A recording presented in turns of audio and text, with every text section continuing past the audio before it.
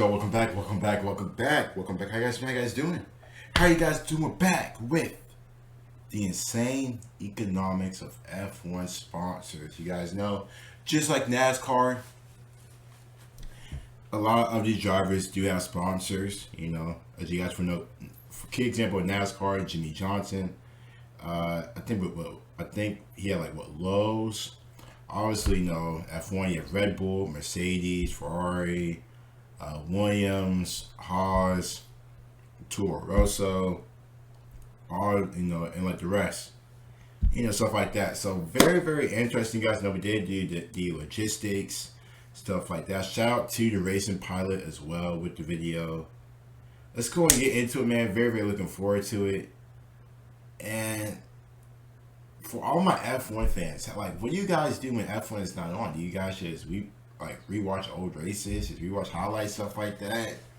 Like I said, we came in late, but this year, fresh new start. We're head into it. Hopefully the plan is to go live during every race this year. That's the plan. That's the plan, to go live for almost every race this year. Like I said, I really, really enjoy you guys hanging out and stuff like that with the live streams. But this year, the plan is to do a live stream for every race. Yeah, that's really it. So without further ado, if you are new to the channel, don't forget to like the video and sub as well. Now let's get started. At face value, Formula 1 is just 20 drivers in fast cars whizzing around racetracks every other weekend. But what we don't see is what goes on behind the scenes. All the little things that need to happen to allow this incredible sport to actually take place. And also, happy belated birthday to Lewis Hamilton. I do know his birthday was a couple of days ago. Seeing his achievements. And my man, Bottas. Smile. You see Lando, Daniel Ricciardo, our boy, fuck. Oh my God, I forgot his name. Jesus, alright, forget it. Forget it. I know who it is. Cause we have reacted to him. It's not Sergio Perez. Who the fuck is that? Forget it. Alright, forget it. Now, as I've mentioned already on this channel in previous videos, Formula 1 would be nothing without money. Right. Of course it would. We know this already. But more specifically, Formula 1 would be nothing without sponsors. It simply wouldn't be financially feasible. The teams need them, the drivers need them, the circuits need them, Formula 1 itself needs them, and without sponsors, a lot of the history and culture surrounding Formula 1 wouldn't be the same.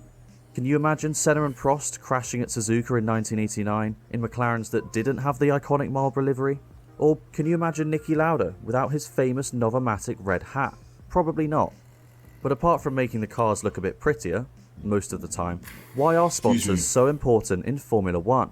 And also, how have they changed over the years? Well, stick around, because in this video, we'll be looking at the insane economics of F1 sponsors. Talk to us. Now, in order to understand current day sponsors, we need to take a brief look back at the history of sponsors in Formula 1.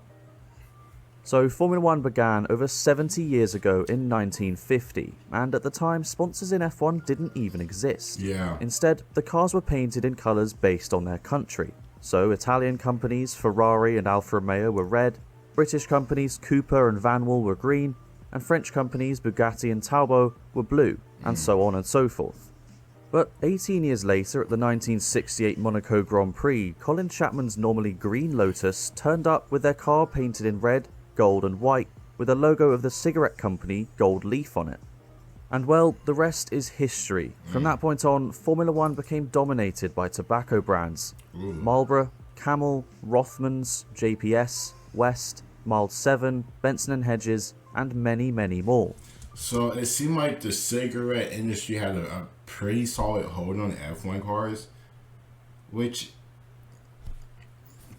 I don't know if that's a surprise or anything, but it is pretty interesting because cigarettes, F1, I don't really see the correlation with that, but obviously since the money was there, the cigarette companies, whatever, I guess had the money, whatever, to sponsor their cars.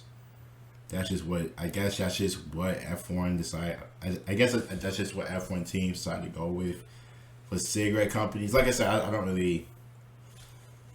I mean, it is what it is, but excuse me, but pretty fascinating. Really, really fascinating. Like for them to like, I guess, showcase themselves as, okay, this color is red because of Italy, stuff like that. So it's pretty cool. Pretty cool. But in 2006, tobacco sponsors were banned from Formula One. Oh. But that didn't really stop teams from finding cheeky loopholes around this. Okay. Now, you'd think removing tobacco sponsors would really affect the team's income, seeing as they were the main sponsors in F1. However, thanks to F1 now being dominated by large billion-dollar brands and companies, it wasn't such a crisis and teams were able to adapt. One way they adapted was to create a new type of sponsorship, which I'll refer to as a tech partner. In short, I was watching the Chiefs game. This is a sponsor that also provides Chiefs value to a Broncos. team, Chiefs not Broncos. just financially. But I'll explain this more later. So that's a very brief explanation of the history of sponsors in F1. But why are sponsorship deals so important? Well, to put it simply, F1 teams need sponsors. When breaking down Mercedes' income as an F1 team, sponsors make up 38% of the team's total income at $160 million. Ferrari, 44% at $190 million. So basically, if sponsors left Formula One suddenly, these teams would be making losses of almost $200 million per season, therefore showing just how critical sponsors are to F1 teams. But of course, this is just financially. As I mentioned just a moment ago, modern day sponsors offer teams more than just money. To explain this, let's look at McLaren.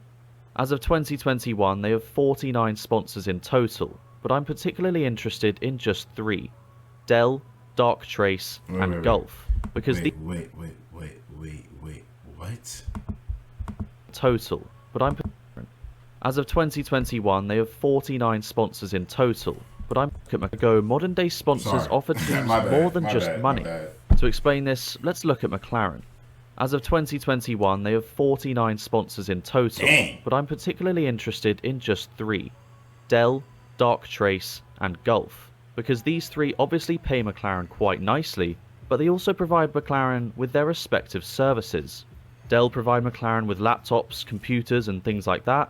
Dark Trace give the team cybersecurity protection, and Gulf provide fuels and lubricants that are then used in the cars. Right. So, sponsors are crucial to F1 in more than just a financial way. They provide crucial services that teams need week in, week out, hence the term tech partners. But do sponsors actually earn back on their investment into an F1 team? Why is it so sought after to advertise in F1? Well, the obvious reason is Formula One's audience is huge. 433 million individual viewers to be exact. So obviously you're getting pretty decent exposure. But F1 is also extremely exclusive, meaning there isn't much sponsor real estate or space on the actual car to put your logo. Therefore, it's much more sought after and expensive. How expensive, you ask? Well, it all depends on the size and placement of your logo. For a logo on the rear wing like McLaren's Husky chocolate sponsor, this will set you back $8.5 million. Or for a much...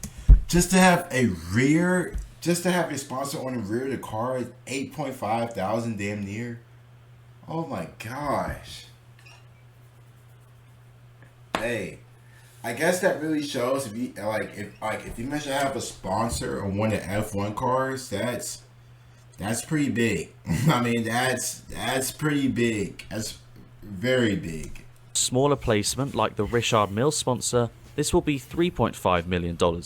Or let's say you want to be a title sponsor of a top team. Well, Mercedes' title sponsor Petronas pays $57 million every season for that placement. So whichever way you look at it, it's big bucks. Yeah, it's expensive. Now, originally, a sponsor would just whack their logo on the car or get a branded livery if they were lucky, like Marlboro or Camel, and leave it at that. But business and customer service has changed dramatically in the past couple decades. Companies need more than just eyes on their logo. They need a connection or story to entice new customers and build a community. And so, what better way to generate a story than through Formula One? Brands now use F1's brilliant platform on their own marketing channels in order to build that deeper connection with their customers. And this is the main reason why sponsors also give their products to teams to use, because it involves the brand deeper in the sport. And so, because of this push for authenticity in the corporate world, the size of your sponsor on the car doesn't really matter as much. This is why we never see branded liveries anymore, unless it's a one-off like McLaren's Monaco Golf livery. And so, the whole meaning of an F1 sponsor has changed dramatically, even in the past couple decades. But as we've experienced very recently, there is certainly a darker side to Formula 1 sponsorships. Back in the day when the phrase politically correct didn't exist, Formula 1 did not shy away from shady money. But in the current era, people are a bit less tolerant of that kind of stuff. But teams have found their way around it. I'm sure many of you know about Ferrari sponsor Mission Winnow. Yes, that quite ugly green thing on the engine cover. Well, for those that aren't aware, that is a sponsor for Marlboro, the tobacco company. Sort of. Basically, in 2006, when tobacco sponsors were banned, Ferrari and Marlboro came up with legal solutions to the ban. For 2007, they introduced a barcode where the logo would usually be, which they continued to use for the next few years, with many different iterations such as this one from 2010. When the car whizzed past at 200 miles an hour, the barcode would blur and look like the Marlboro logo. Clever, huh? Well, they then changed the Ferrari logo altogether to look similar to the Marlboro one. All the while, Ferrari was still being paid millions by Marlboro parent company Philip Morris. Well, in 2018, Philip Morris started a company called Mission Winnow, with a logo. And Marlboro is very, very clever of what they did. I would have never guessed that. But for them to like still like disguise themselves in order for them to like still showcase, you know, like still like to still showcase or have a way to still have like their sponsor or logo on the car. I mean, marketing wise, it's pretty impressive. It is pretty impressive though. It's crazy though. It is crazy. Like I said, you're banned, so it is a pretty big risk, but That looks very similar to that of the Marlboro one, albeit flipped around. Well, this has remained to this day as the workaround to advertise Marlboro, but I would argue they've gone a bit far. For any new viewers to F1, they haven't got the slightest clue that the logo on the Ferrari has anything to do with Marlboro. But I guess they can splash their millions however they like. But the more infamous scandal involving a sponsor is definitely Rich Energy, an energy drink company with a crazy CEO at the helm who sponsored Haas in 2019 before withdrawing publicly, having not even told Haas. But I don't really want to give them much airtime because Rich Energy live off attention, so if you want to know more about what happened, check out fellow F1 YouTuber John Warren's video about exactly that. So all in all, sponsors are very important financially and operationally, but could that change? Or could the types of sponsors change in the future?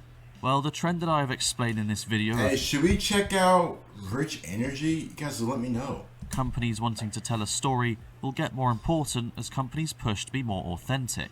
And so the relationship between brands and F1 teams will get more connected rather than before, where a company would slap a logo on the car in order to enjoy the races. And one thing that will certainly change, and for some reason hasn't already, is the sponsoring of oil companies such as Saudi Aramco. Based on F1's somewhat two-faced approach to this, I don't expect it to change anytime soon, but it will definitely have to at some point.